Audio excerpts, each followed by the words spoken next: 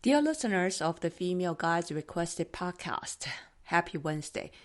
This is your host Ting Ting from Las Vegas. Today, our guest is Angela Hawse. Angela was the sixth woman in the U.S. to become an IFMGA mountain guide with a successful career spanning over 3 decades. She's trained and examined aspiring guides for the AMGA for the past 19 years and served as the AMGA president for 5. Angela's led over 30 high-altitude mountaineering expeditions to the world's greater ranges and guided remote trips to the Arctic and Antarctic. She skied from Sweden to Norway across Lapland, reached the south summit of Mount Everest, and has led numerous technical all-women's ascents.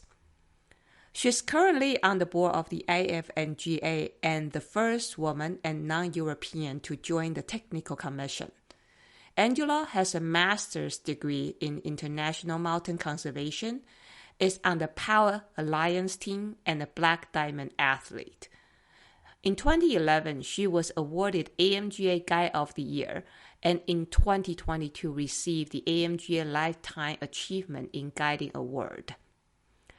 I love that she considers herself successful in mountain guiding because she still loves the profession and is still in it for the same reason that she got into it initially. She established a lifelong love of playing in the mountains since she was a kid. Her curiosity let her explore all facets of life related to guiding, and she hardly found boredom. We talked about dealing with burnout, giving back to the communities, her AMGA work, changes in the environment and the industry in the past 30-plus years, and making a guide career sustainable. I'm super inspired by all the wisdom Angela brought in. Now, please enjoy this episode with Angela Hawse.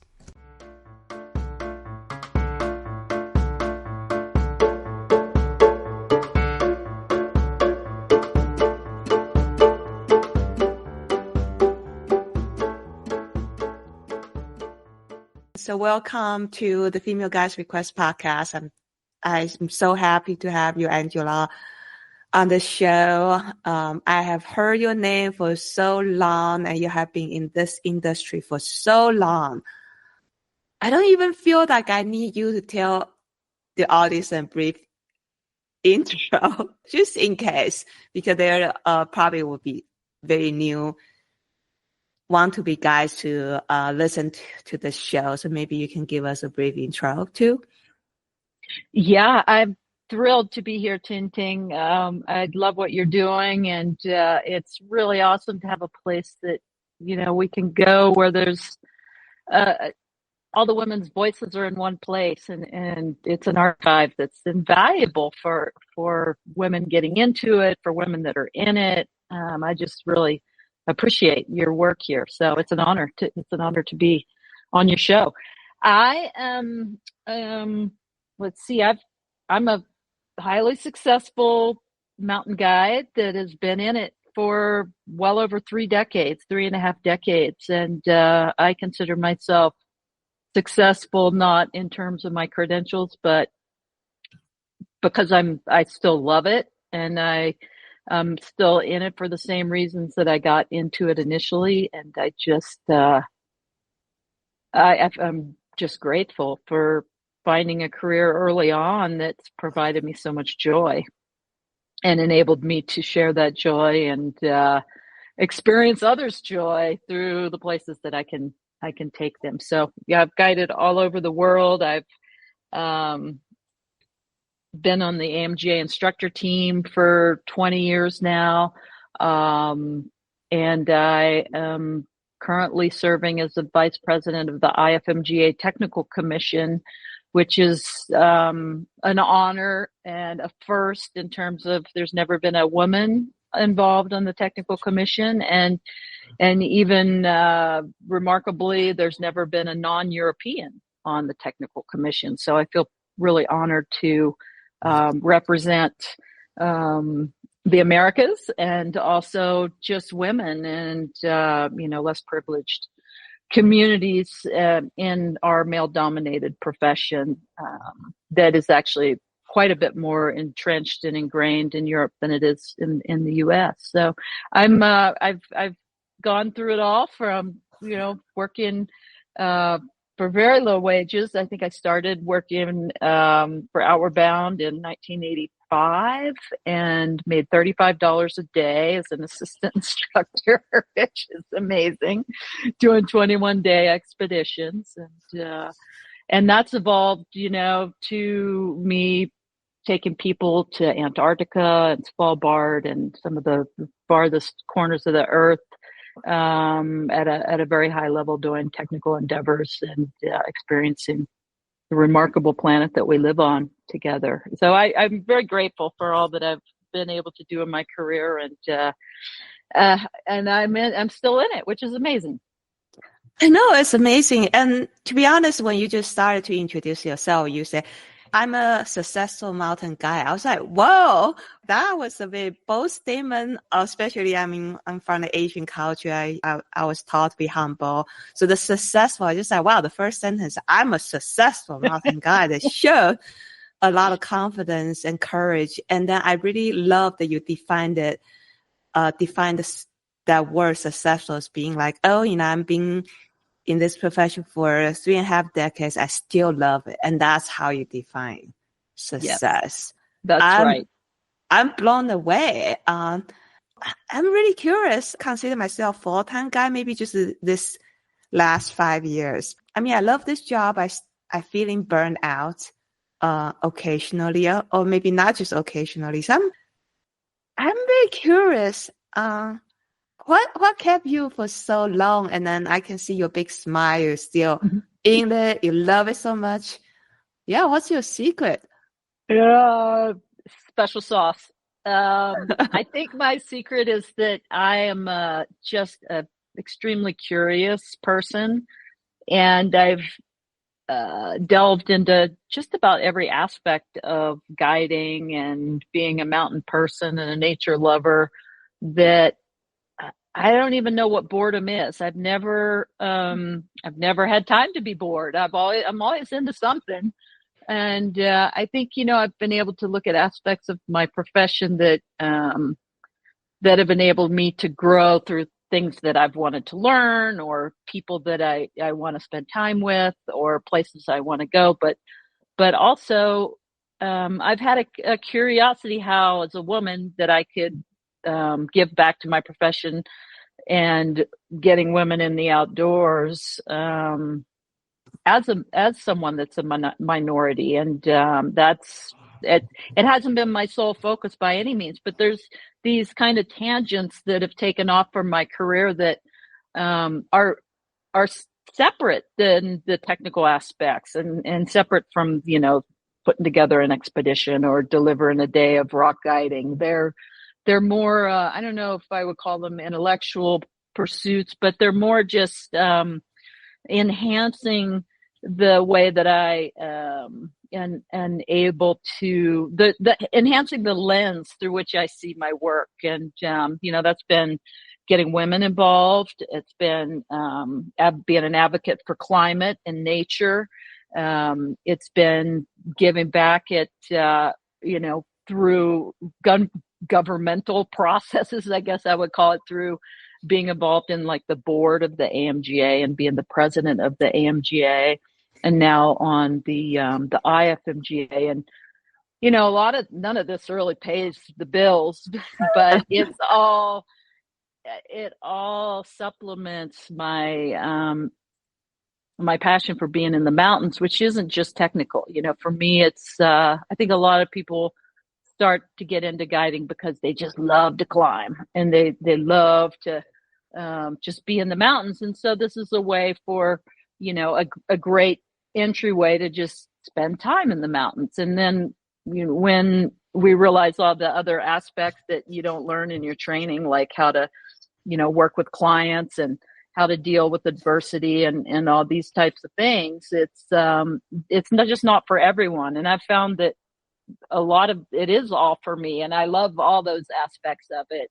But when I broaden my scope of how I see the possibilities to contribute to my career and to get back from my career, then that makes me motivated to keep going. And, certainly hear what you're saying about getting burned out. Yeah, for sure. Getting burned out is a real thing as a mountain guide. And, I like most mountain guides, I've put in decades of, doing the summer grind where most of the work is, because, families often have summers off, and that's where you have kind of your money making season. When the sun shines, you got to make hay. And, at the end of those 3 months of like working day in, day out, absolute burnout is super common. And how do you get over that? Well, you take a big rest period and you go fulfill your needs by, climbing or skiing or doing something incredibly different.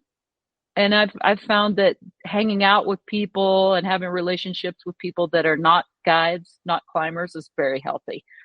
It gets me out of my bubble, and it gets me out of like talking about what I do for a living. And, it just opens my eyes to other parts of humanity, which I see through my clients all the time. I'm learning so much from my clients. And so, yeah, there's a lot there, but burnout's a real thing.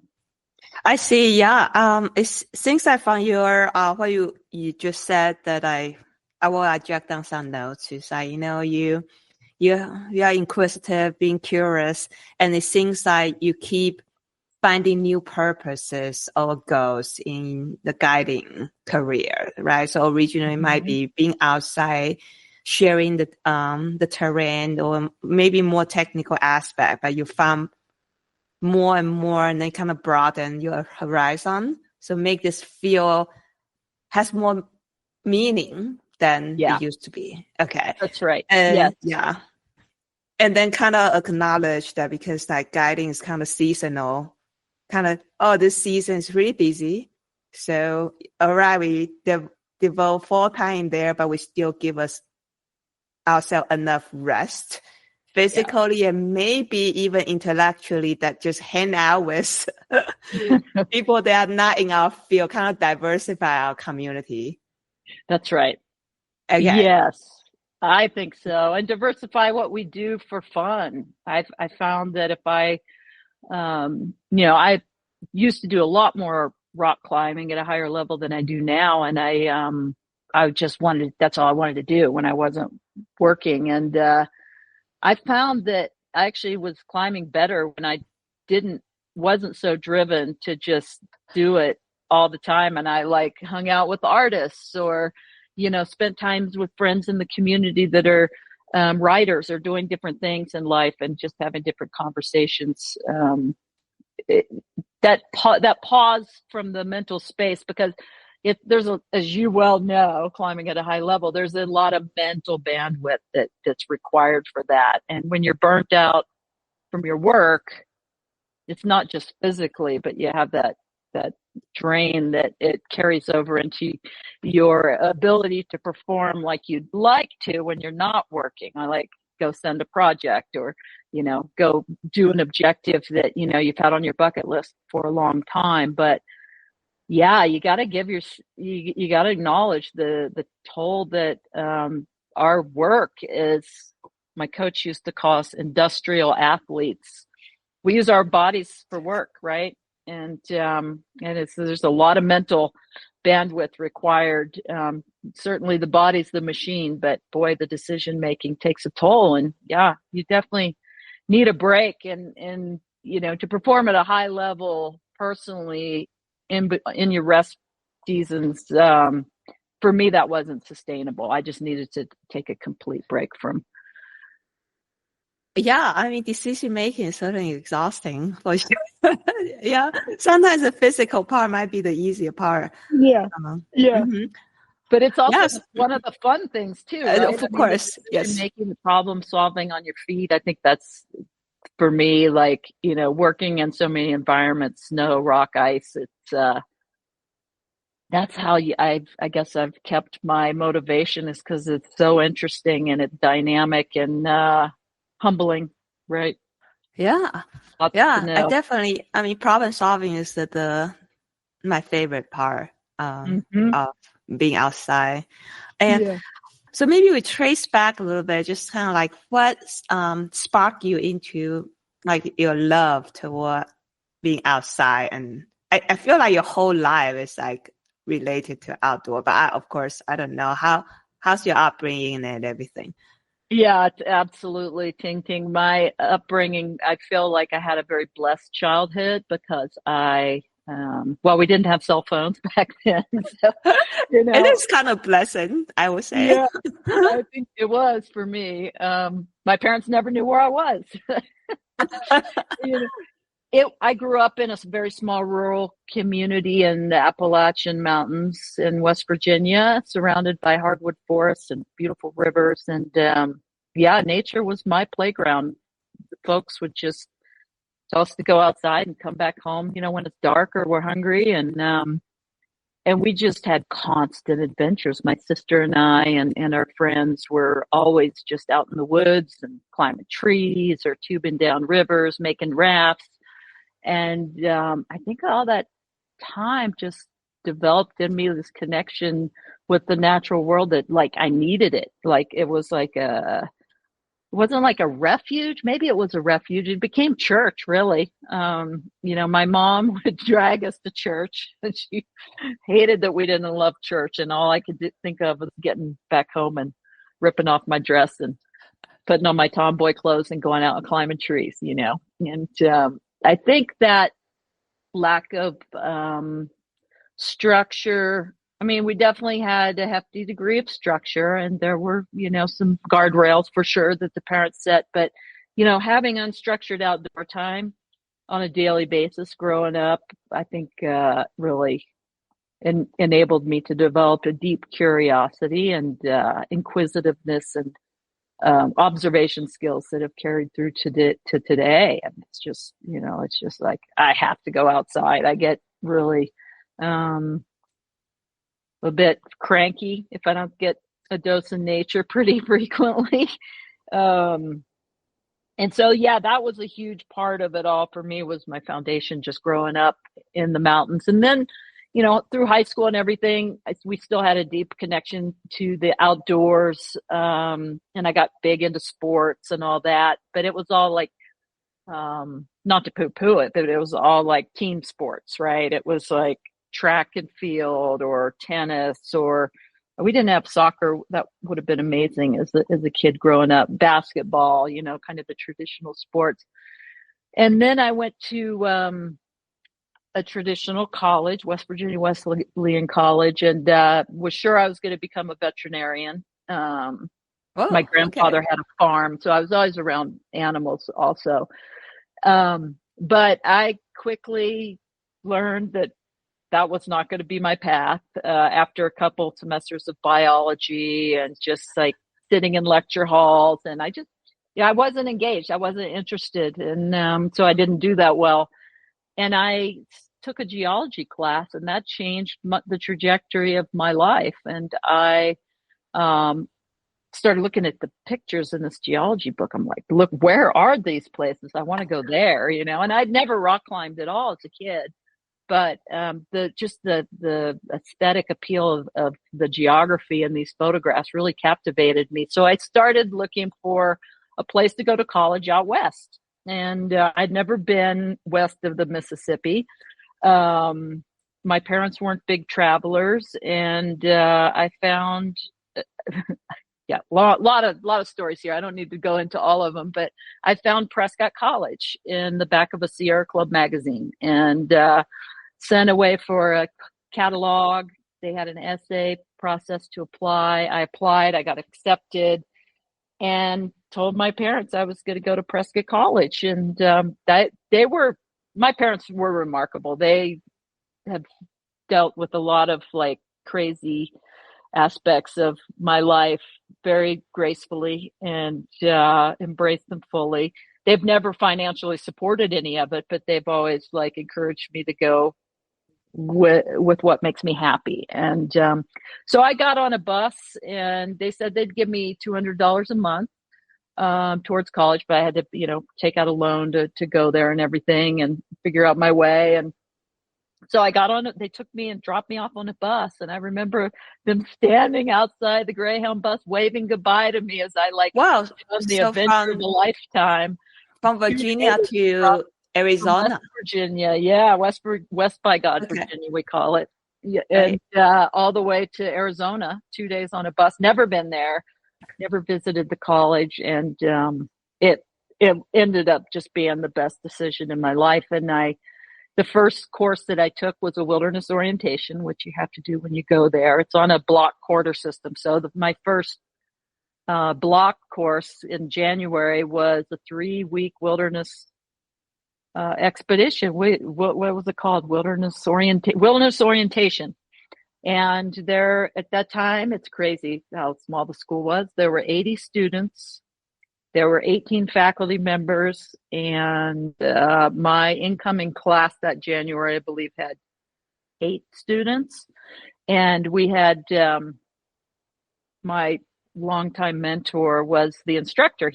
These were typically led by students in the autumn when there's more incoming students. They have their student-led orientations, but because this was a winter orientation and a smaller group, one of the faculty members, David Lovejoy, taught it, and off we went into the Grand Canyon for a week and a half, and then a week and a half in the Bradshaw Mountains, and that was the first time I ever really.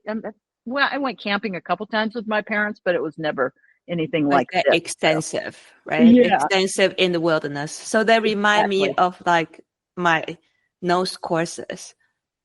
Yeah. Okay. Yeah. Exactly. You put everything on your back, you're self-sufficient, but we're also like learning the process of doing all this because it's a course. So we're learning how to plan a menu for 10 people for, 3 weeks out, and organizing how much fuel we need for our stoves and how much weight, pots and pans, all those types of things. And then of course, looking at the map and how long it's going to take us to hike there and where our water sources are. So there was all these super interesting problem solving aspects of it that were immediately just reaffirmed that I'd made the right choice because I was engaged. And it was completely different from sitting in a classroom lecture hall where there's a talking head at the front of the class and you're not, there's no interaction. You're not like hands-on. Right? Yeah. Yeah. And I needed interaction, and that engagement really captivated me. And I went there for 3 years and then ended up teaching there as an adjunct faculty member. I got big into whitewater kayaking and started teaching whitewater kayaking courses for the college. And then I taught rock climbing courses.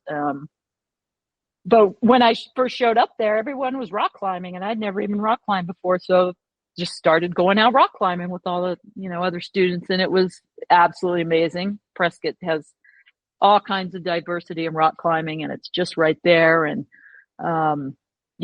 fully just captured my attention big time. And I just wanted to climb all the time. But Prescott was cool because it was very diverse. It was, we did backcountry skiing.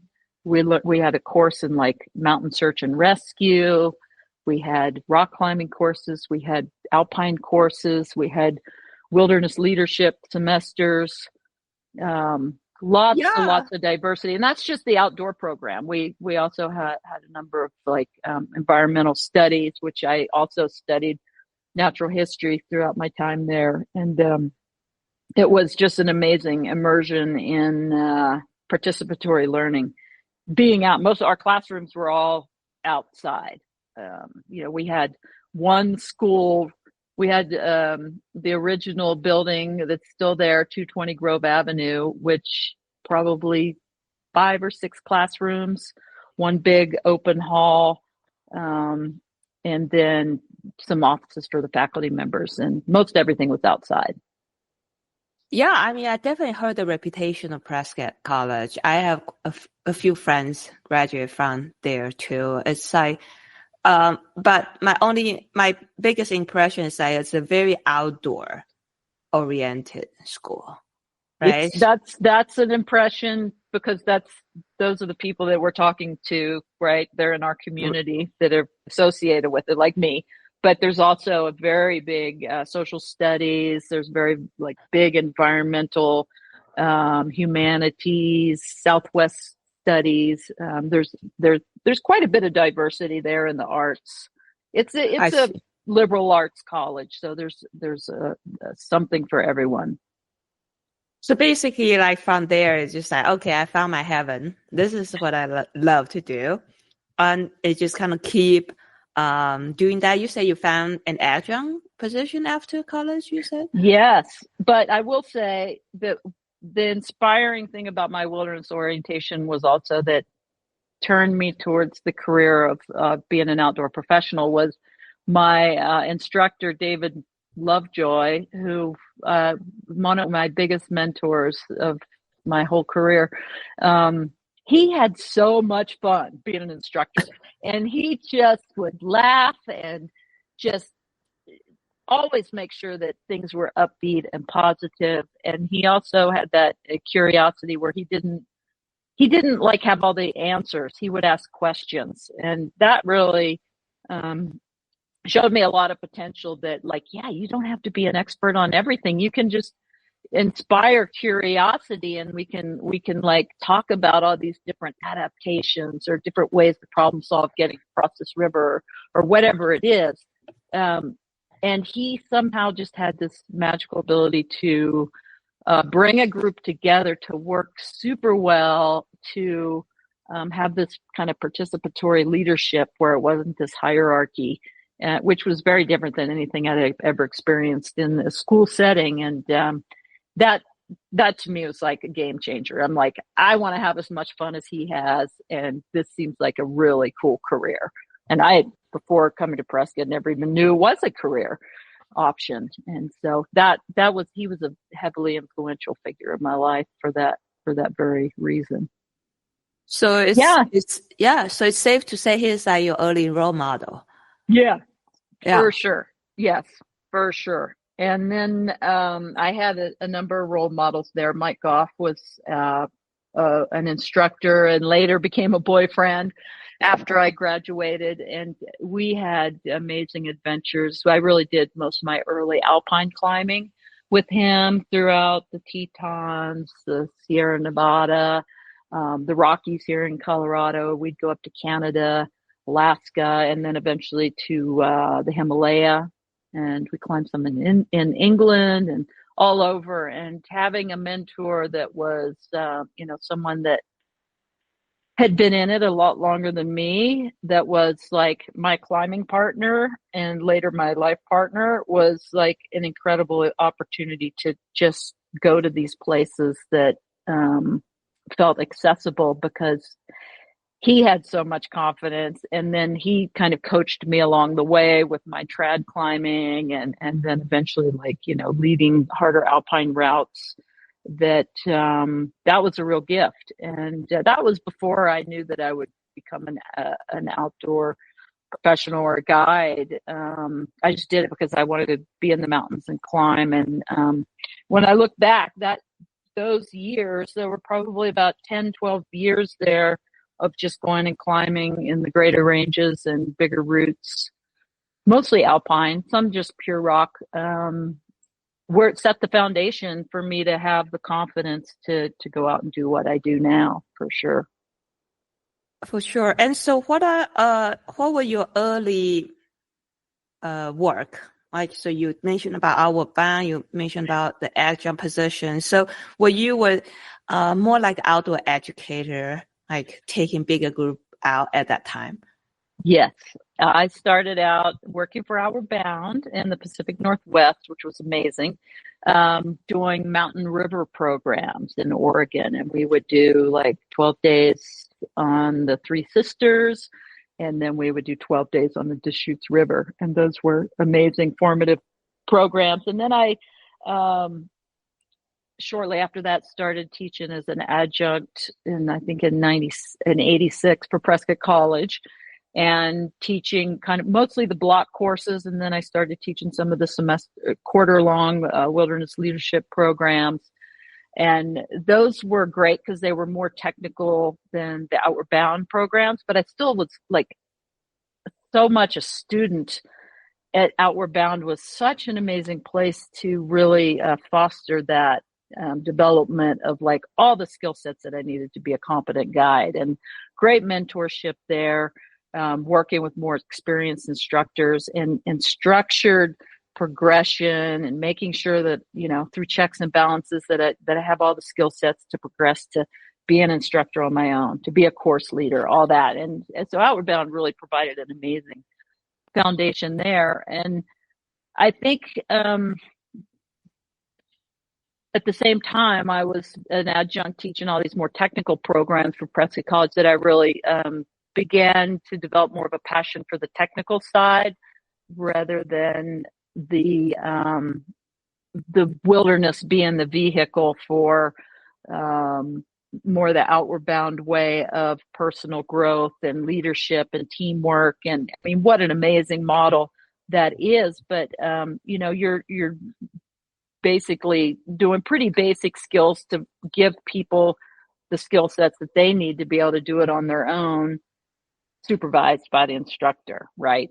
And through those activities, they're learning how to communicate, they're learning how to problem solve, they're learning how to be leaders. And so there's a lot of like processing and discussions and debriefs and stuff like that, which is wonderful. But I think I fatigued of that part of it and trended more towards the technical nature of the Prescott College trips I was doing. And then I started working in the Pacific Northwest for the American Alpine Institute, I think in like 1992. And that, like, I immediately knew that I loved that. And that was just like even smaller ratios, more technical objectives. And at that time, I'd had quite a bit of alpine climbing experience on my own, so I was quite prepared for that. And they'd send us out on these on-site objectives all the time. I mean, I felt like I was always on-site guiding, which never felt like a big deal because that's just what the job was. And you know, they wouldn't give it to me if they didn't think I could do it. So, you know, I knew I could do it, and you just figure it out along the way. And that was, I loved that. I loved the on-site guiding up in the Pacific Northwest. And I stayed with the American Alpine Institute, I believe, for 9 seasons. And that I did like 5 Denali expeditions, a number of trips in South America. And at that time in the 90s, there wasn't a lot of winter work because backcountry skiing really wasn't very popular back then. And ice climbing was still, you know, just kind of in its infancy as something that was on people's radars. And I eventually, I think when the ice park here in Ouray, down the road, 10 miles down the road from where I live here, was developed, the American Alpine Institute got a permit to do programs there. And so I started doing some ice guiding, in addition to going to Ecuador and Bolivia in our winter seasons, so I could work. But there were more opportunities developing through the 90s locally. So I was able to do some ice guiding here and at the same time get out and do a lot of backcountry skiing myself. And then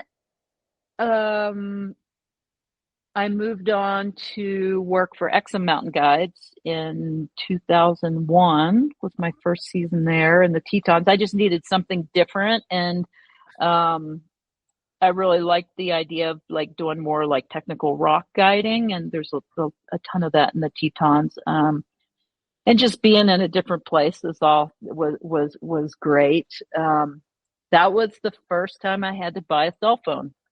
We had to have cell phones at Exum. So I had my first cell phone in 2001. And I stayed there for 13 years, summers, seasons. And then I would come down here where I live now. This has been home base in the winter seasons. And in that Oh, period of time, I got a job working for Alpinist magazine when they first started, which is classic, as their events coordinator. When Alpinist magazine first came out, Christian Beckwith was the editor, and he hired me to be the events coordinator. So I was basically able to sponsor events, go to trade shows, give out free magazines. I think they called me the party girl, which was an amazing title. And I did that for several years remotely, living here. And that was fun, just kind of different work. And I've done a few kind of side jobs like that throughout my career, but mostly stayed true to the full-time guiding gig. So and back then, when you so first you work for Alabama and Nebraska, and then you move on to Washington, the Pacific Northwest, and but during that time, does like any job intersect, or do you like work with for Alabama at the same time working for American Alpine Institute? Because I'm just wondering that I'm not quite sure about back then the industry that. Can you sustain your full-time, living costs with, if at that time, full-time guiding, is that really all year long, or you have to kind of like find different gigs to supply? Great question. And I do apologize if I'm a little bit all over the map, but I've been in it for so long that some of the details are, a bit elusive. That's a great question. It was difficult to piece it all together as a full-time guide back then. And so when I was working for the American Alpine Institute, that season would typically be like May through September. And then if I would go down to South America, that would typically be like November through February, and so there would be swing seasons in between. And I didn't go down to South America every year, but a lot of years. And I was also working for Prescott College as an adjunct at that point, faculty lecturer. I was on kind of a retainer that was, I think my requirement was teaching 5 programs a year for Prescott College. Well, so 5 program. Okay. Yeah. And, so I was piecing it all together, but it was a lot of work. There wasn't a lot of downtime there. And, right. So did you still manage to weave into your own personal climbing or personal backcountry skiing? Oh, okay. Yeah, enough. I definitely was keeping up on all that. But home base was in Arizona at Prescott College throughout the 90s. So I'd have to go up to Flagstaff and skiing the peaks up there, mostly rock climbing. I see. Yeah. And then there was also expeditions. I was going throughout the 90s. I did 2 expeditions to Pakistan, and I did an Everest expedition through Prescott College, which was pretty remarkable. There was a colleague at Prescott College who was an amputee. He was a longtime climber who had lost his lower limb in a car wreck with a drunk driver. And he put together a small team from Prescott College to climb Everest. It was his dream. And myself and another instructor there helped him do that. And as part of that, he had this big vision to turn it into this Prescott College expedition, which was very insightful, and he was a true visionary. And he encouraged me to get my master's degree while doing this. I know. So Prescott College had just developed a master's program. I think I was maybe the second incoming class for that. And so what's the thesis? So the master's degree on helping this amputee to summit Everest? No, it was more my other passion of the nature aspect. And my thesis or my program was international mountain conservation. So what I did is I developed a semester-long learning program for Prescott College undergraduate students that learned about the culture of Nepal, that learned about the trekking and expedition industry and the impacts that we have on local communities in these I see. remote rural regions. Because at that time you already led quite a few international expeditions, right? Yes, Okay. exactly. And so I put together a service learning project for 4 students that came to Nepal with us that were part of the expedition. They trekked to base camp with us. And there's, 3 Prescott College faculty on the trip. So all this is learning the whole time. And then they helped us set up base camp. And we're talking like we spent weeks getting to base camp. I think we spent 5 weeks getting to base camp. It wasn't like a dash up there. And once base camp was all set up, I sent them back down into Lukla and Namche, where I'd set up service learning projects and homestays with Sherpa families there, that they contributed to, like getting some data or contributing to educating tourists on how to leave no trace in the Khumbu Valley. And one student helped with there was a porter protection agency there and trying to get resources for porters that were coming up from the lower valleys and in need of supplies and shoes and all these things. And then there was also a big move at that time in 98, that was 1998, to move away from burning fuel for wood for fuel and incorporating propane into the huts and stuff. So one of the students worked on that. And they stayed there for 2 months while we were on the mountain climbing, and they had a remarkable experience. They all wrote their own little thesis as a result of that. And then I incorporated their learning into my final thesis. And in addition to that, on the mountain, I organized a cleanup expedition. So I had raised $10,000 to pay the Sherpa to bring down oxygen bottles from high on the mountain, and also clean up Camp 2 and Camp 4 with other types of waste that should be removed from there. With that research that you did for your master program, it's like, what's the biggest, the abstract, right? When you write thesis, it'll be abstract. And what's like the biggest learning from that?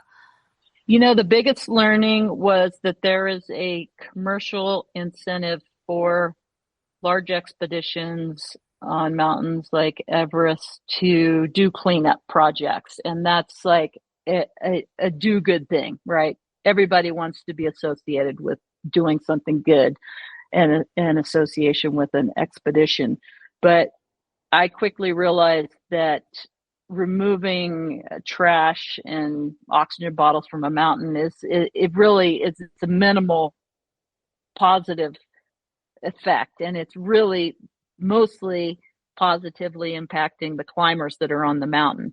The impacts of us traveling up through these remote valleys with limited resources and sanitation infrastructure and water infrastructure and access to food and fuel, wood, all that's the biggest impact is these expeditions have. And oftentimes it's very self-focused on our experience on the mountain without realizing the impact that we're having traveling through all these regions to actually get to the mountain. So for me, that was one of the biggest takeaways is giving back projects should focus more on the communities that we're going through rather than, there's both sides of the coin. Obviously we need to clean up the messes that we leave on the mountains, but that's not the only thing that we should focus on. And there's a lot of do good things that come out of spending more time with the Sherpas on your teams and getting to know what their communities issues are and how you can go back a year after and visit these communities and talk about how can we help support some of these projects that that the expeditions walk through and don't see. I see. Right. Because originally I also think about, clean out trash. I say, isn't that just like what we are supposed to do, right?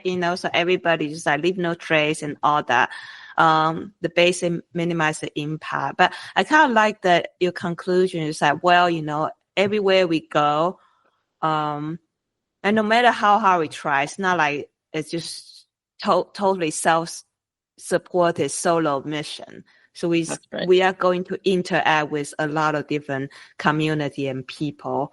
And in a way that I think guiding for me is all about people interactions. And so since we go on this expedition, we initiate the connection, and then so it'll be more meaningful to maintain or even enhance the connection. Yes, exactly. And it's not just the connection of the people that are in our charge, but the surrounding communities that we're using the resources. And there's so much to learn from these interactions along the way to get to the objective, right?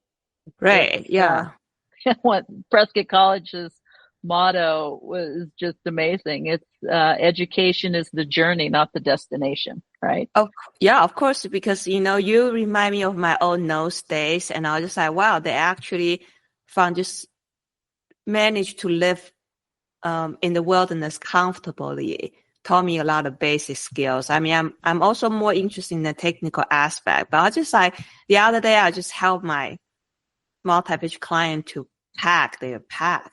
They just said, how can you make everything disappear in this small pack? I never thought that it's a skill, but then I learned it when I was learning the fundamentals long time ago.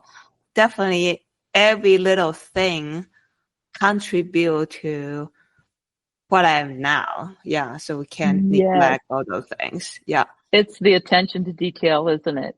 It's so much the attention to detail that brightens every day. It brightens every it's just and it adds such spice to things, when you don't like just gloss over all the things.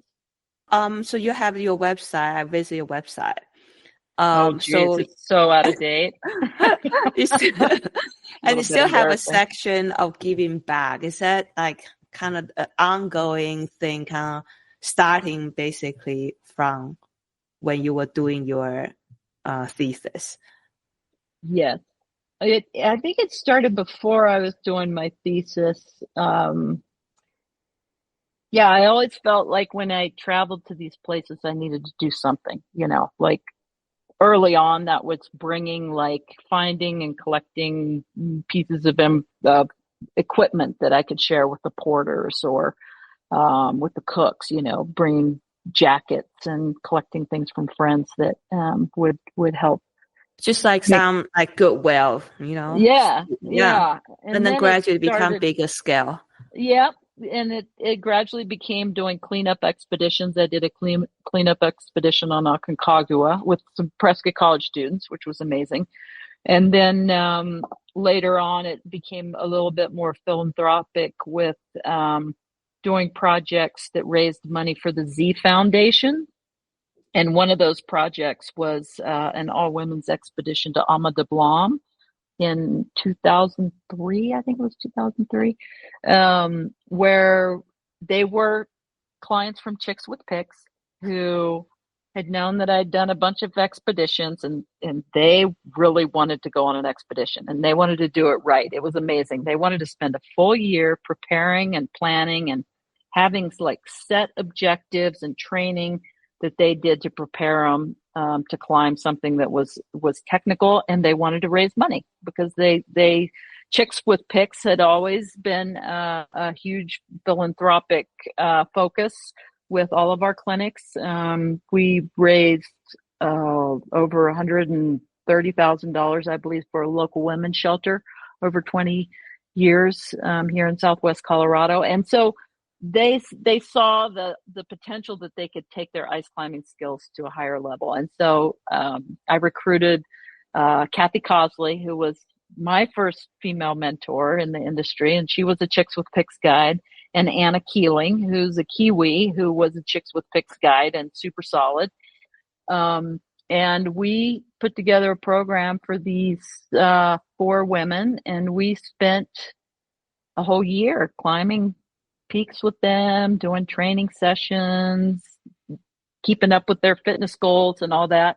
And then we went and climbed Dame de Blanc unsupported. Now, this is an amazing story, Ting Ting. So we really wanted to do an all women. So not only did we climb the mountain without the support of like male Sherpas, we did it all self-sufficient ourselves, carrying our own gear, setting our own camps.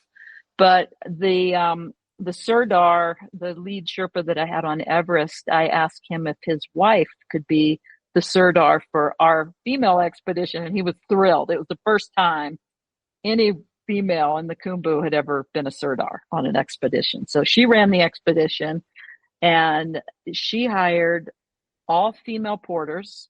And to take it to the next level, we had all female yaks, which are called knacks.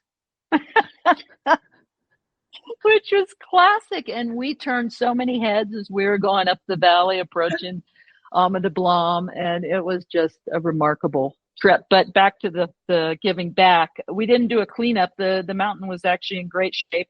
We raised $30,000 for the Z Foundation to start to help support a safe house for young girls in Sikkim, India, and that was really just such a warm fuzzy to know that the work that we did raising money was helping young girls in that impoverished region. Yeah, and so maybe I'll backtrack a little bit. So you mentioned about after Pacific Northwest, you went to Teton Valley, right? So AMGA guys, yes. And worked there for a while. And then what's after that? When did you start? Were you? I didn't. I was not quite familiar with the history, but were you one of the founders of Chick with Pigs?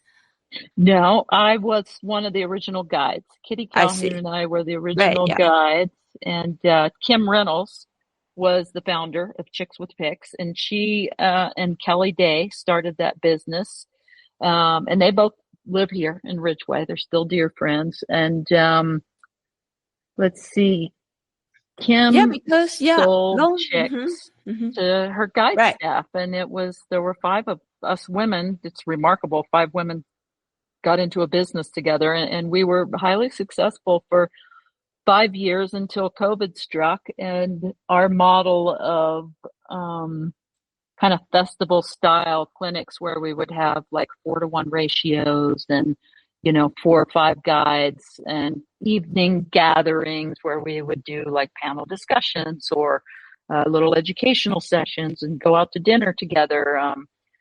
COVID kind of shut us down, really. I mean, we probably could have sustained and waited until the wave passed, but we decided that we should dissolve. And at that point, we also felt like Chicks with Pigs was highly successful, which we renamed Chicks Climbing and Skiing, that it was highly successful because everywhere you look now, there's a women's program, and almost every guide program has women's courses and women's offerings. And there's so many offerings for LGBT plus communities. And it's just, we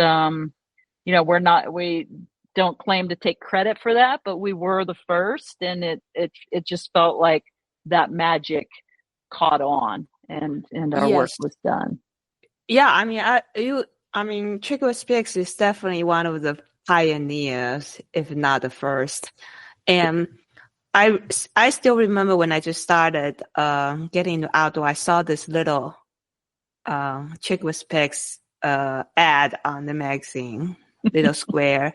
And I was impressed. I was just like, wow, this like a program for women. It was not, but back then, I think with pigs, right? So focus more on like ice climbing. That's right. And that was not my passion. I was like, oh, darn. You mentioned that with Chick with Pigs, you have this, you work with this female clients. It's all, it's kind of like a long-term project kind of thing, right? Because you have a goal, and then you train, and you keep up with their goal, and then you do intermediate milestones for them and all those things. I think it's like a beautiful model because a lot of times I feel like this long-term progression is. That's right. Yeah. So was that like the intention? Well, or one of the model that you chick with pigs want to run? Yeah, it was. And all of our clinics had a progression, and it was very well laid out. We had very unusual names. It was hard to figure out from the name, like what level you were at. But we had like very clear skill sets, like where you needed to be, like never ever ice climbed, to have had like one season, maybe a total of 10 ice climbs, to the next level would be like, have been ice climbing for 4 or 5 years and ready to progress to the next level. And then the next one would be learning how to lead. And we had many women that would start from the very beginning, never evers, all the way up to learning to lead. And I still see them every time I go out into the ice park, especially during the ice climbing festival at Ouray Ice Fest. They're out there often climbing together with the same pod that they went through Chicks with Picks with. And it's just incredibly rewarding to see that and to be in their company and just feel their passion and enthusiasm and gratitude for that whole experience. Right. And then I'm curious. I always trying to imagine. I mean, even when I started climbing, maybe 18 years ago, there was not that many women, and you start your career earlier than I did. So it must be, and you are one of the early IFMGA women US-based guide. I think you may, on the website I saw it's like the 6th, even though number 6. Yeah, even though Julia and I said, I mean, it's probably the similar time frame, Fiscal 6, and she mentioned that you and her. And so what is Love that Julia. like? Like, what is it like to?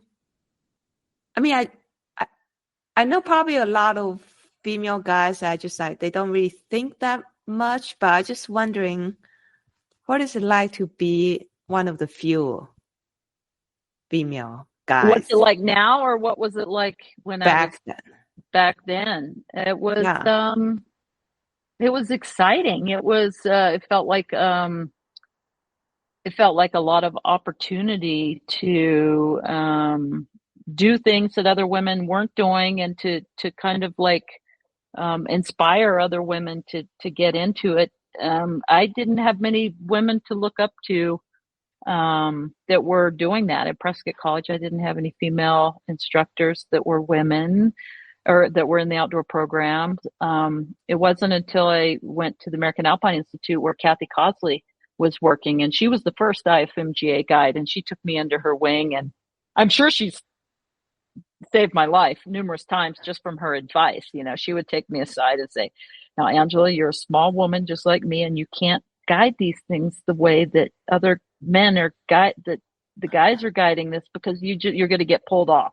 And so where you might see, say, Mark able to guide this section of the North Ridge, just walking up together with his client on a short rope, you might want to pitch that out, because if one of your clients falls, you don't have the strength that he does, because you're not as big as experienced as him. So you just have to adjust your time plan and your techniques that incorporate more security." And so for me, that was really critical for me, having some guidance early on from someone that I could relate to, that had been in it for a long time and was also highly successful,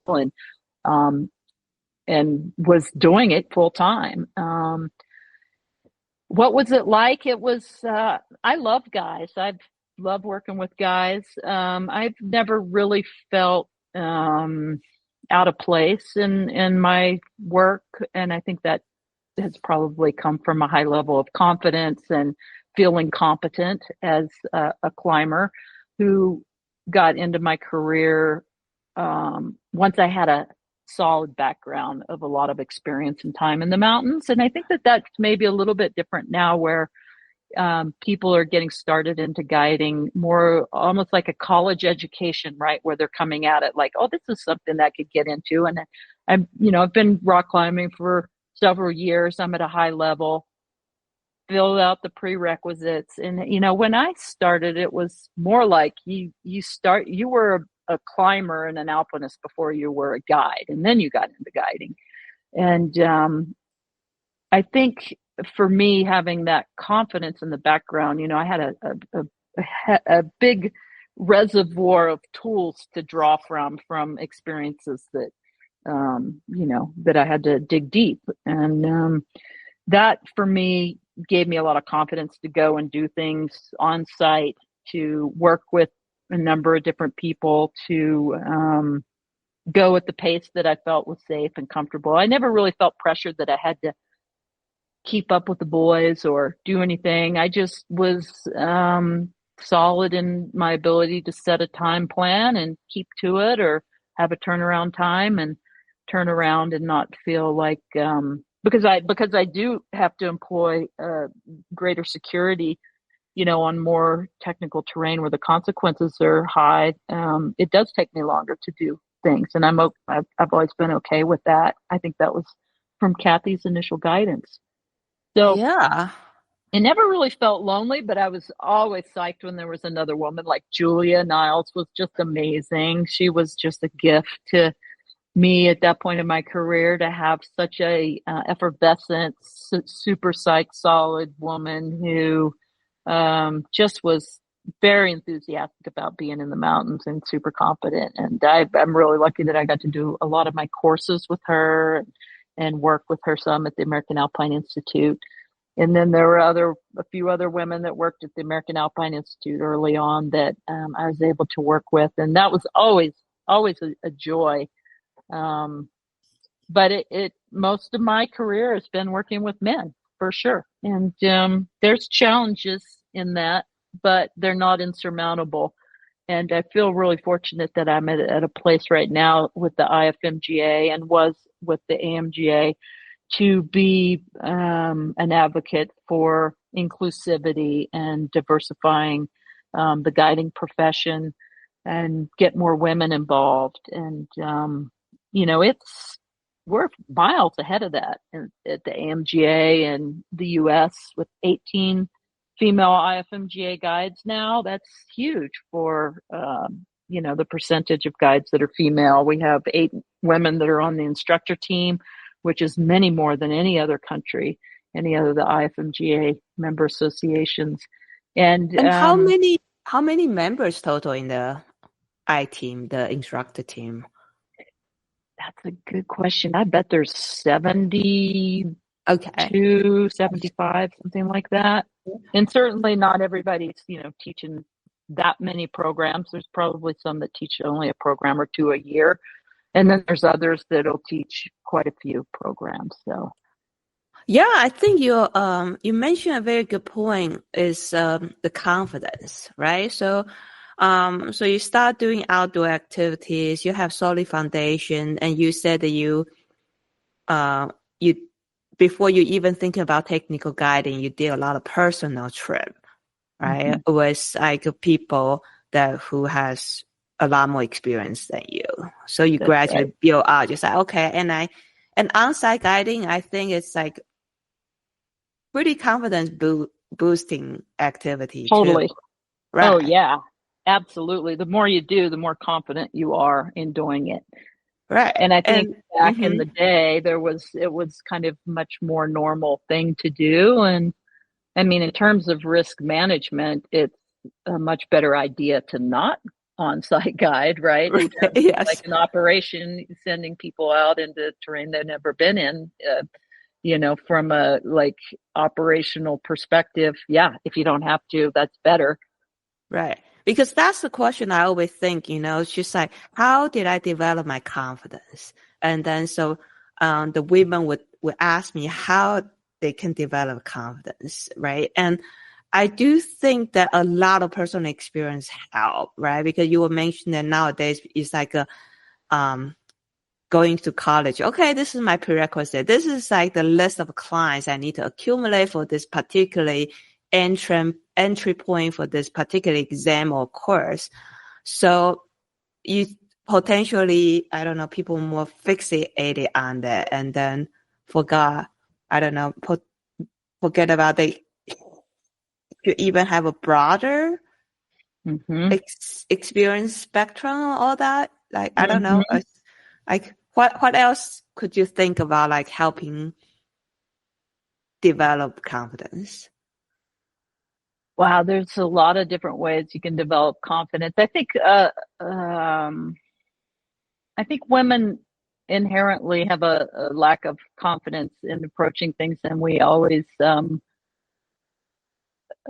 try to be 120% ready to do something. Like for when I look back at going through some of my training programs and exams as a candidate through the AMGA, I just really felt like I had to be so prepared and so ready. And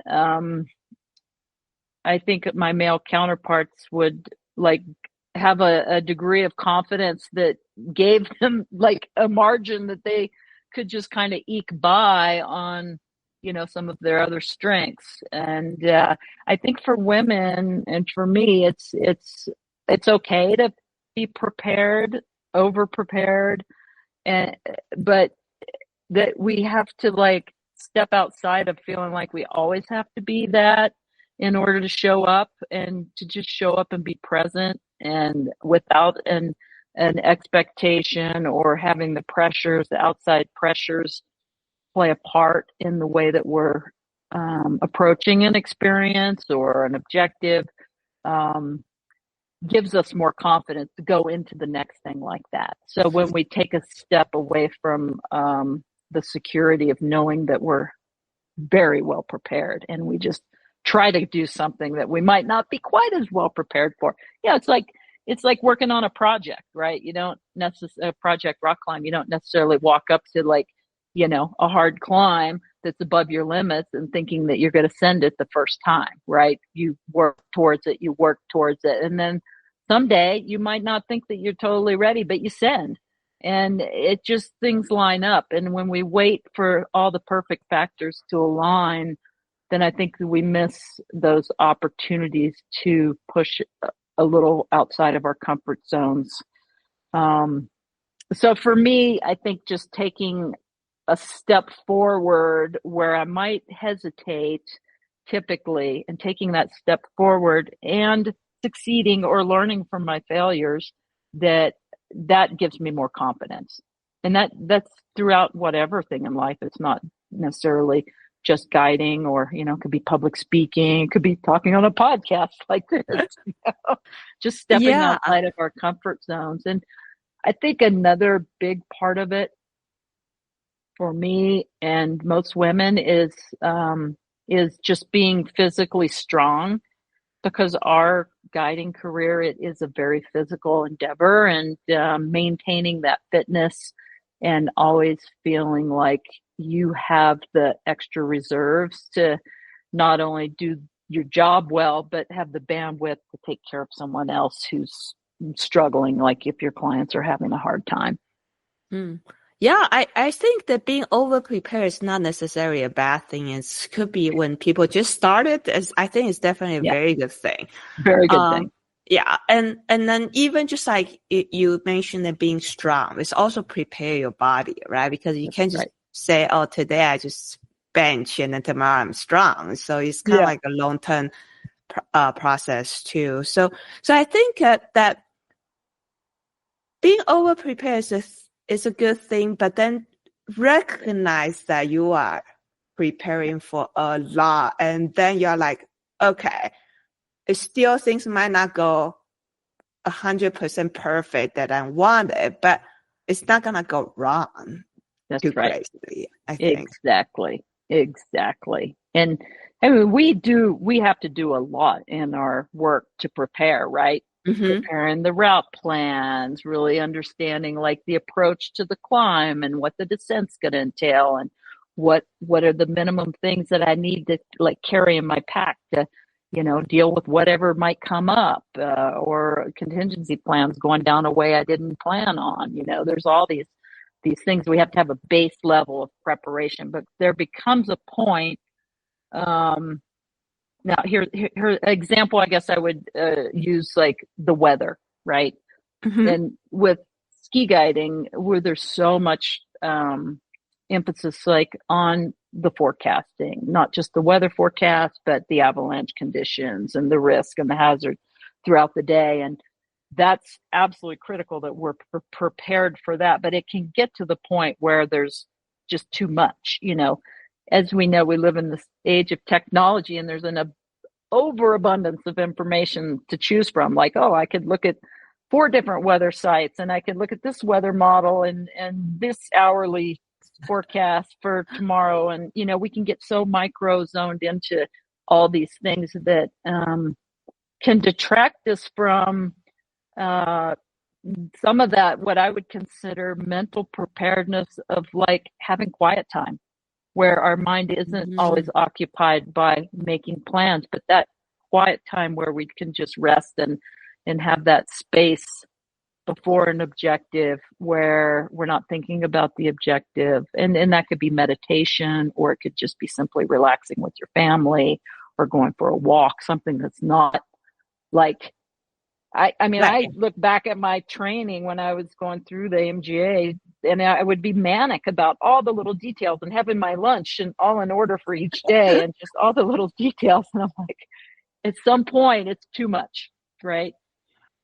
Right. And yes, sometimes we have to just allow for the process to unfold. And, you know, as guides, we are control freaks. We are absolutely control freaks, right? We want to have control of the situation. But to a certain point, that's an illusion, and there's certain things that we will never be able to control. So we can't use the over-preparing process to try to control every factor. And that also like eliminates a lot of the like kind of like spontaneity, and you know, it kind of puts a squash on all the things that you might observe otherwise when you're so focused on the details. Right. Definitely. I would say that, you know, you definitely, you know, you have the basics down, you got the big pictures, and you just go do it, because sometimes, actually those are the fun part. You know, if everything is like go according to plan, sometimes it's not fun, I would say. Exactly. Yeah.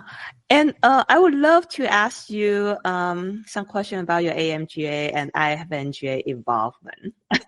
So I know that how many years were you on the board for AMGA, and how many years were you a president of the board of the AMGA? I was on the board of the AMGA 2 different times, and they were 4-year terms. So a term is 2 years, and then you get reelected to another 2 years. So in 2003, I was on the board for 4 years. Wait a minute here. No, I'm totally wrong. 3 years. It's a 3-year term. And I was elected 2 consecutive terms. So that's 6 years. So I was on the AMGA board from 2003 to 2009. And then I was on, I had a hiatus, and I don't know if I can remember when I joined the board the next time. Ting Ting was before COVID.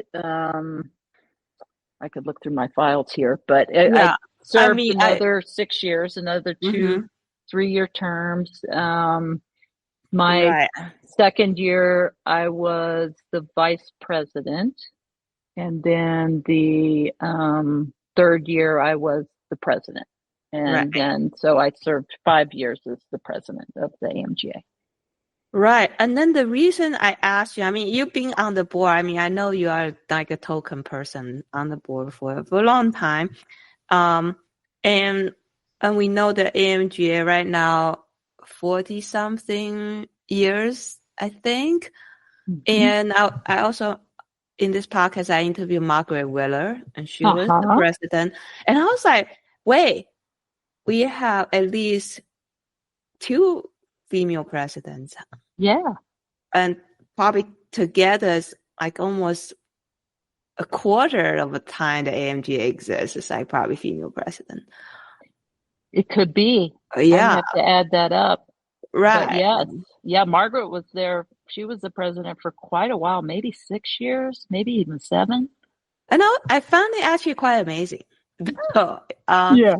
And I was like, I actually don't really know the job description of the president, but definitely it's like you have to make decisions, and then you have to coordinate the voices of the board. And what is it like to work as like a president and a board member there in AMGA? How did you manage to push maybe some like an agenda that you want to push? Yeah, that's always interesting. It's how to push an agenda. The main role is to lead the board and follow the directive of the board, which is usually charted from a strategic plan that you either inherit when you step onto the board or you create it. And strategic plans evolve and are redone every number of years. But really the goal is to steer the board to make decisions that support the staff in executing the plan, right? So a good board doesn't do the work, but they make the decisions that help support the funding and the allocation of resources and the priorities to the staff to execute, right? And so obviously you have a million things that you want to do, but you can't do them all. So each year you have to prioritize what you have the resources for in terms of funding and what you have the staff time and bandwidth and resources to execute. And the board president's role. There's a president of the AMGA and a board chair. And when I stepped into the role, they were one person. The president is also the board chair. And when I stepped in to that role, there were 18 members, including myself, on the board, which is a huge board. That is like extremely huge. And one of the things that I feel successful about when I left is I split the role of the president and the board chair. And that, I think, was a good move because they're two very different jobs. Like the president, although it supports the executive director and leading the board, the role of the president really that is established in our charter, our bylaws, is to be the representative to the IFMGA from the AMGA. And that's a whole job in itself, attend the annual General Assembly of the IFMGA and be engaged with that international community and, be sure the AMGA is following the standards of the IFMGA. The board chair's role is more to lead the board and oversee the operations of the AMGA and the executive director's leadership of governing, their staff and daily operations. So I was really happy. Now we have Silas Rossi, the president, and Jeff Unger's the board chair. And so they can do those jobs with more focus and more bandwidth, what the actual job entails, rather than trying to do them both. And they've also reduced the size of the board down to 12, which is wonderful, much more effective. It was a wild ride. I was at the helm there during COVID. So here I have a board of 18 and all of a sudden we have to do all of our meetings by Zoom. And you can imagine like trying to organize and lead a board meeting with 18 people on a Zoom call. And that was the reality for like well over a year and a half. And not only did we have to use Zoom for our meetings, the AMGA was going through a world of hurt with lack of programs because of COVID, right? We basically shut down all of our operations, and that is what the AMGA does. That's our revenue source. And so we lost a significant amount of revenue from the programs that we had to cancel, giving back folks their funds. Some folks deferred their funds to when we started operating again, but we definitely went through a financial crisis, which benefited from some of the government support and some of the kind of PPP programs and loans that we were able to get to keep staff working, and that helped a tremendous amount. And then through all of that was Black Lives Matter movement, which was phenomenal. Finally, and an opportunity for us to move forward. But through that process, we made a number of missteps in how we communicated and all of that, and learned quite a bit, in how we were going to, meet the needs and address the issues from a perspective of privilege and predominantly white male membership. How are we going to be more inclusive, and how are we going to express ourselves more inclusively and create a more welcoming environment? And so that was a challenge, but also a real gift to AMGA to have to go through that. And since then, we've significantly increased our diversity and number of programs that are affinity programs for more marginalized communities. And there's been tremendous industry support of all that. So those are just a few of the challenges that rocked my world as the president. I loved working with staff, like the executive director, Alex Kosoff, was just, he was awesome and so passionate about what he was doing at the AMGA. And we butted heads a number of times on, you asked, how did I move my agenda forward? And that's a really interesting thing, because it's not your agenda. Like when you're the president, it's not like you don't have your agenda it's not your platform. It's more supporting the will of the board that is established for the organization. And I did have things that I wanted to push forward, but there's only limited staff, limited time, limited budget. And yeah. Then I'm curious. So, two questions here. So I remember the first AMG annual meeting, which doesn't really quite exist now. But then, I think at that time you were still the president, and you invite, sorry, I forgot her name, somebody to talk about unconscious bias. I bet that was Kathleen Nolte. Okay, and that was a great presentation. And as a female guy, I was just like, wow. Especially when I went to the annual meeting, even they just think kind of like I'm not. There's not that many female guys in that annual meeting, and I really enjoyed that speech. But definitely, I also sense some resistance in the community about just like, wow, AMG is not putting the resource in what AMG is supposed to do in their mind.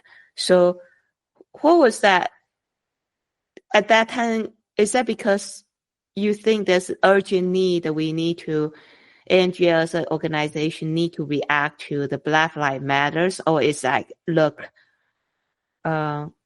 we need to change no matter whether this movement is here or not? Yeah, I think that the latter. I think that AMGA had gotten to a point where we realized that there's some internal problems with just really not having a broader lens of what the experience is like for people that don't fit the stereotype of a normal looking guide going through the programs. And we have a lot of old school instructors at that point, and still that just have we all have unconscious bias, right? We all have unconscious bias that influences the way we see things, the way we perceive someone else, the way that we into a conversation, the way we set a tone for a program. And we'd had a number of, as you know, as a candidate, when you finish a program, you have an opportunity to write an evaluation on the program and the instructors. And there had been a number of issues throughout time of some challenges with students on programs that felt like that they weren't treated as equally as other students on the program, perhaps because of, you can speculate whatever you want of why they might not be treated fairly or the same as others. But ultimately, AMGA realized it's time to do something about this. And I think the Black Lives Matter movement really helped steer us in the right direction with skilled help and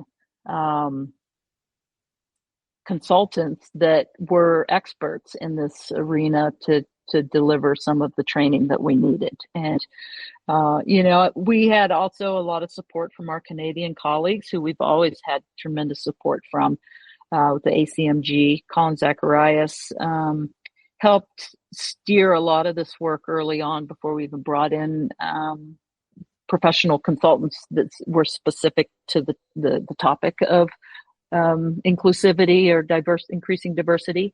And Colin's training oftentimes focused on how do we deliver objective evaluations and how do we remove the subjective evaluating from our assessment of candidates in the field. And that's a really difficult thing to do. And early on our evaluation process, it left a lot of room for subjectivity because it was a lot of narrative. It was a lot of risk management, and you would write a narrative on how that student did during the day, and there would be a number associated with it, but there wasn't really a metric that you referenced to get to that conclusion. So that left a lot of room for improvement, and we modeled after the Canadians and in higher education a rubric. We incorporated a rubric of evaluating into our programs, and that took quite a bit of time. That during COVID, we had a couple of instructor team members that worked to develop this based on other models that were available that removed a lot of the subjectivity and helped instructors have a reference for the type of behavior or the type of technical proficiency that a student can have based on are they below the standard? This is what you might see. Are they at the standard? This is what you might see. Are they above the standard? This is what you might see. It would have some examples. And that combined with a grading system that was 1 through 10 that would also have examples helped us develop a much more objective grading system, which has removed a lot of the bias that we have. So originally, the immediate goal was to make the mountain guide programs more objective. The assessment of them. Okay. So and which makes it more inclusive, right? If you know what if you know what the exact expectation is and you're given that rubric before you even take the program, it's pretty cut and dry clear. Whereas previously it was sometimes you've got this instructor. Well, now you hear through the AMGA underground that make sure that you show them this and you have lunch here, or, you really make sure when you're short roping, not pull them too tight. And, they don't like to be lowered, all these little things that you get about your instructor. And so there was a tendency that we tried to cater to how we thought the instructors would evaluate us. And that's, I think, gone by the wayside. Right. At least I hope so. And how about the potential, say, the influence you want to cast on, say, just being guides, independent mountain guide program, by just being a guide, we need to be also more inclusive to to show inclusivity to the clients. Right.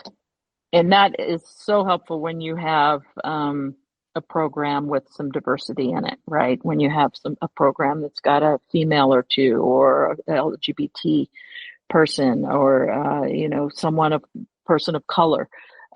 It really opens the bandwidth of learning for everybody.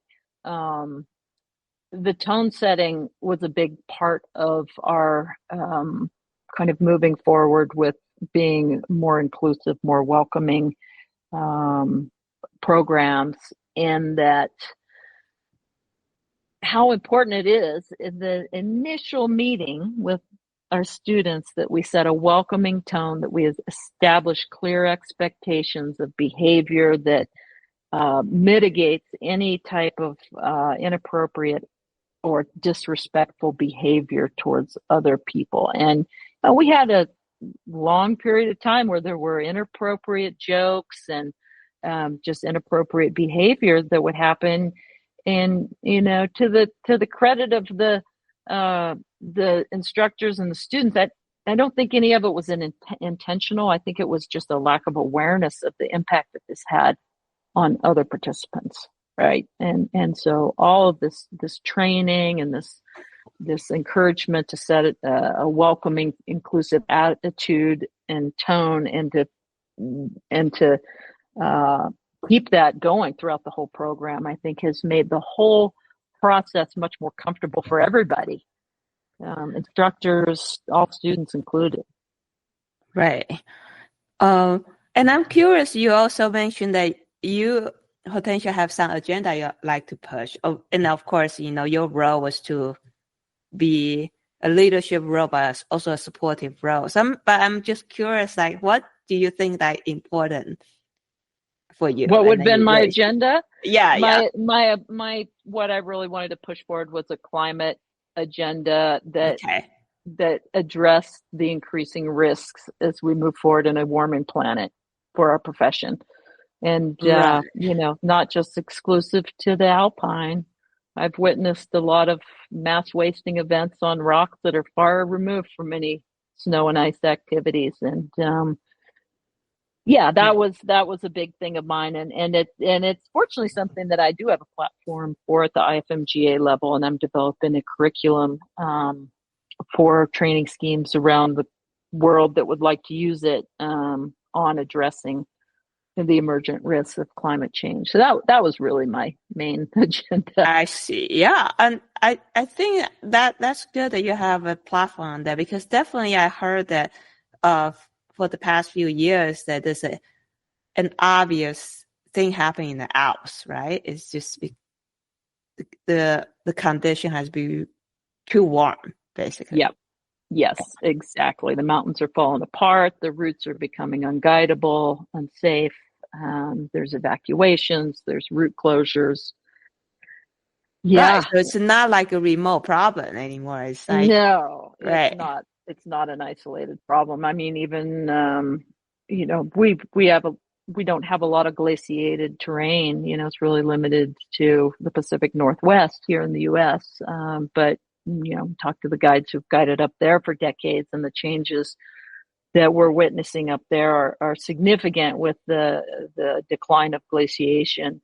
And that also leads to increased rockfall and increased hazards and challenges on the margins of where the glaciers are pulling away from the rock. And, there's just a lot of, even in Rocky Mountain National Park, where there are permanent ice fields where those are deteriorating. We're seeing mass wasting rockfall events and things that are a real concern that we just have to adapt to and be on our feet with decision making in the field, and a real, and be aware of the signs of some of these changes that are leading to the catastrophic failure that could be possible.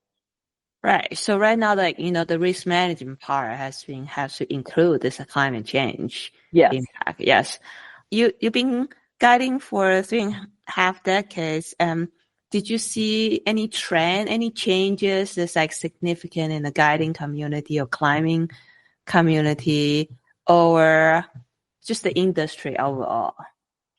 In the mountains or with people? Both, yeah. Oh, well, yes, I've definitely witnessed a lot of change in the mountains. I've spent quite a bit of time on Mount Baker, Mount Shuksan in the Pacific Northwest, and I experienced throughout my work up there significant decline in glaciation, which led to unusual crevasse appearances some seasons, increased serac fall and hazards there.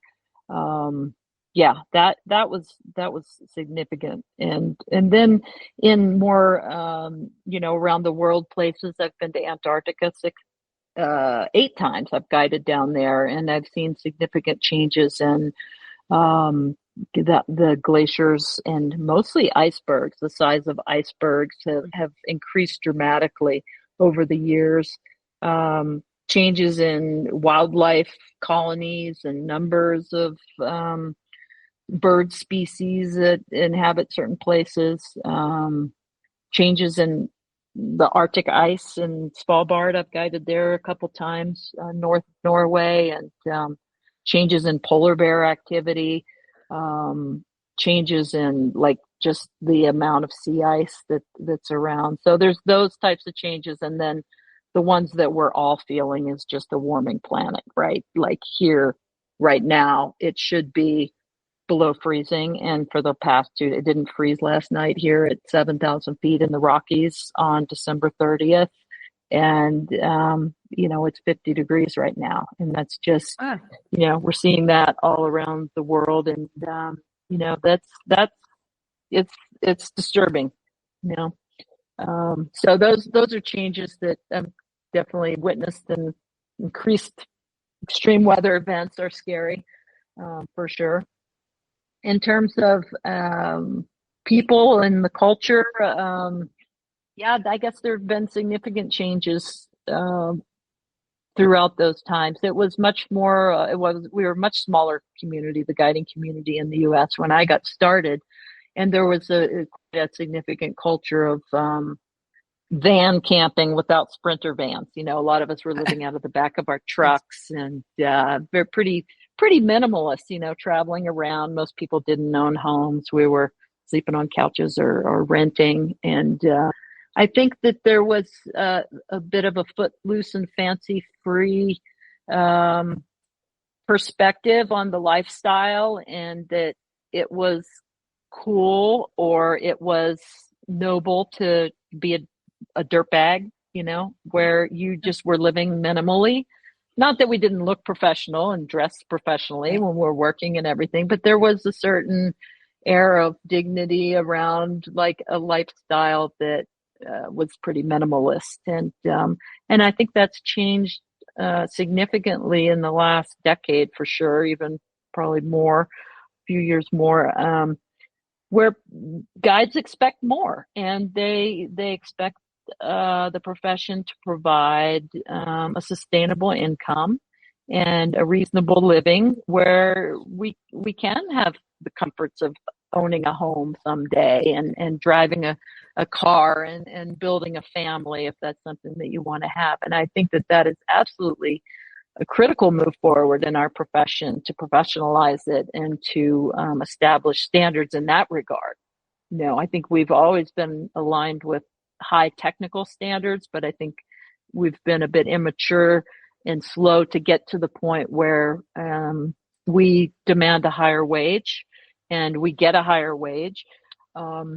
There's a lot of complications with that also, and understanding the challenges that guide outfitters have in terms of like permit acquisition, insurance, which is always going up, keeping people employed, the cost to do business for them, all that results in the guides making less money than a guide would make in Europe, where there's less infrastructure, right? So I think that in terms of like the way guiding works in the US, that we have been constrained by some of those overhead admin costs that are a result of the way that our profession has evolved in the U.S., which is very guide service centric, because that's the way that the land managers have preferred to give permits to an established guide service that has insurance and all that. It's very difficult for independent guides to be able to do all that and market and be a full-time guide and all that. So I think a result of just kind of like the structure of the outdoor industry up until now, it's just been that you have to work for a guide service to really be full-time, right, in the U.S. And that's, I don't guide in the U.S. much anymore. Most of my work is overseas, where it's easier for me and there's less restrictions, and I can kind of cater to the trips that my clients want to do. But I think it's super important that guides have a respectful wage and that there's security. And I think it's a challenge that the guiding community has to pull together to come up with solutions for. And I don't see that as the responsibility of organizations like the AMGA or even the guide services. I see it as the responsibility of the guides to make it happen with unions. You know, I would love to see the guides in the U.S. unionize and demand wages and demand benefits and things that other professions have. I think that the guides want a lot these days, you know, because we don't get a lot. And I think that some of the feeling of entitlement is sometimes misdirected to places that can't provide that. Like, you know, a young guide coming into AMGA, I think, expects like they should get insurance. Like, I should get insurance with my membership. And guides still think that, you know, insurance is something AMGA should provide for membership. And there's just a lot of things structurally that aren't lined up to make that even possible, that the guides at some point, I think, are going to have to organize themselves in a way that helps move the industry forward. Does that make sense? Yeah, I mean, I'm well aware of the challenges of the structures in the States, Yeah. right? And then I'm happy to see the Explorer Act that has passed. Yeah, bravo. And I don't know whether the real change, which means the things that people can feel, that's gonna take effect, but definitely it's like a huge step for us. So I totally understand. It's like it's challenging to be an independent guy here. So I think that's also a lot of people's question, right? So you have been in this profession and then you work for, you've been in this profession for a long time. You work for different guide services. And right now, is that safe to say you work for yourself? Yes. Okay. Yeah. But you said that you also mostly work overseas now. That's right. So I do some programs. I teach for the AMGA still. I do a couple training programs a year. Mm-hmm. And it seems like, so maybe talk a little bit about the challenges of the guys in the States. It seems like people want to make it long term, say, because when you just probably jump into the profession, well, there's the pay might not be very satisfying, and then there's no benefits, and then you have to overcome like scheduling issues, because you want to have year-round work, which is also challenging. But then eventually, if people somehow survive through those things, a lot of people say, oh, you know, if you really want to establish yourself well in this profession full time, you either have to own your own business, or like become an IFMGA guy so you can go work abroad. And I just like, is this like I don't know, or maybe you just have to find like other source of income. Yeah, those are great questions, and I think it's something that is going to be so unique to each individual, with their personal situation at home. Like, you know, obviously, if you want to have a family, that adds certain level of complexity because you're going to have to be established in a place, right? Unless you're packing your family up in the Sprinter van and going from one season to the next, one job scene to the next. So it's highly personal, but I think it is very possible to make it work in the U.S. Working for the guide services, and I so value the time that I had the opportunity to work for AAI and EXA Mountain Guides. I mean, that was real formative for my development as a guide, but also community building and a place that's feeling really grounded in the mountains where I wanted to work.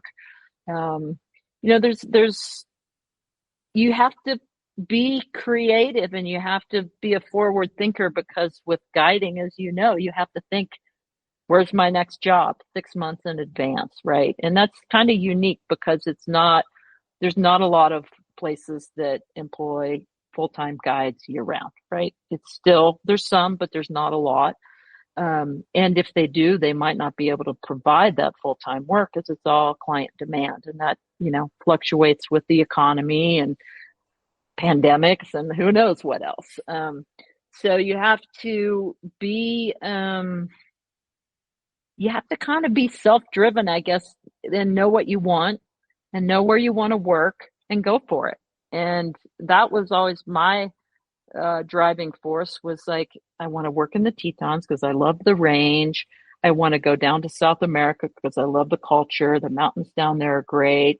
Or I want to go to Antarctica because I love the penguins. You have to, there's got to be some driving force behind it, right? That motivates you that next job, that motivates you to go to that next destination. And, I really do think that even though there aren't a lot of certified guides in the US, that is the direction forward. And those guides that have invested in the training, like us, that have been motivated to go through a examination process where you're vetted by a third party, that you're at the standard, that carries a lot of weight. And where you go and have the opportunity to guest guide or to work as a seasonal employee, that gives you an advantage to those guides that don't.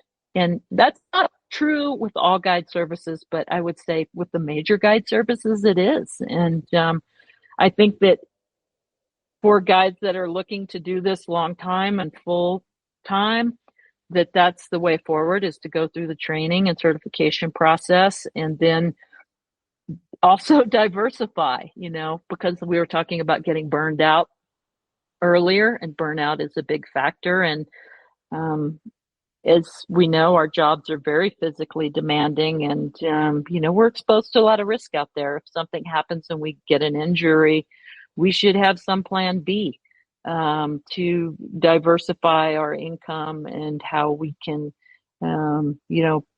pull in what we need to survive. And that's going to be based on what we need, and that's, every individual is going to be very different, right? And I came from a place where I didn't own a vehicle until after I graduated from college because I couldn't afford one. And I just had pieced things together and made it work, and eventually got to a situation where I was able to buy a house on a foreclosure on a non-disclosed income loan. Like, you never even hear of those anymore. Those went away. And, through the decisions that I've made that have been driven by what I wanted to do, they've worked out for me. And I'm a strong believer that if we want something badly enough, it'll all fall together. But it's not like it's just going to land in your lap, right? You have to be motivated to go through it and put the time in to make it work. Yeah, sometimes I think that being a guy, you want to develop yourself as like you are developing a business, even. Yes. Yeah. Right. So even if you don't work for yourself, you're running a business, right? You're basically a travel agent as well, because you're always figuring out your next trip and how you're going to get there, and lots of that. I see. Yeah. So the entrepreneurship is kind of happening. You don't just say, oh, I'm just gonna hire as an employee and then I'm set. That's right. Exactly. Yeah. Oh, wow. We've been all over the place here. Okay. Yeah, I know. I don't want to take too much of your time, and also trying to keep the conversation in the manageable length too. So maybe, so right now, what kind of guiding do you do? And do you offer clinics, classes, or you basically just work your existing client base? Or can people still ping you for something? Thank you. Great question. I mostly am doing private guiding with clients I've worked with for years. I'm enthralled still with the Arctic and going up to Svalbard. I have a trip up there in May. I'm still doing a few programs for the AMGA. Like I said, every year I have a women's ski guide course here in Red Mountain Pass with Margaret in April. Really looking forward to that. And I don't really do a whole lot of requests for guiding. I usually if someone asks me like I just had someone reach out like, hey, would you go to Ecuador? We'd love to climb these peaks. I'm like, no, but I have this perfect person for you, Carla. I'll introduce you to Carla. And they just sent me a selfie of them all on a mountain together. And that just makes my day. So I'm very good at networking and finding great guides for people that are looking to do trips. Right now, I do a lot of work in clinics for my sponsors. I work with Black Diamond Equipment, and I feel very honored to work with them on product development, on representing at the Uray Ice Festival, and representing, doing some dealer camps. I have the opportunity to go and be part of the Winter Speaker Series in Tahoe in February with Alpenglow Sports, and that's a big deal I'm looking forward to. I do clinics with my other sponsors, Scarpa and Sterling Rope. Like sometimes I'll do the Kragan Classics. Haven't done one for a couple years. I'll probably get back into that this year. But the Ice Festival is usually a place where folks can find me and sign up for ice climbing clinics. I like to teach some avalanche rescue clinics here locally for free to my friends and people. I just can't advocate enough for how important it is to keep up your rescue companion skills with people in the backcountry. Yeah. Wow. Maybe one last question. I'm actually really like your Alpinist 007. Yeah. Where did that name come from? Did you my come up with email that? address? Yes. Yes. Well, that was back in the day when email was just getting started, just kind of like cell phones back in the day. And, you could go online and choose an email address, right? Your email address is not like Angela@gmail or Angela Hawse right. @gmail. You were like Alpinist 007. Exactly. So Alpinist wasn't available. Someone already snagged that. So I'm a huge James Bond fan. So I just Alpinist 007. Let's see if that's available. Bing. Yeah. Yeah. Yeah. I like Nice. it because it's kind of, I've always kind of tried to keep under the radar a little bit. And I think it fits that theme. Oh, okay. 007. Yeah. And you consider yourself more like in that role, problem solving and sometimes totally. Okay.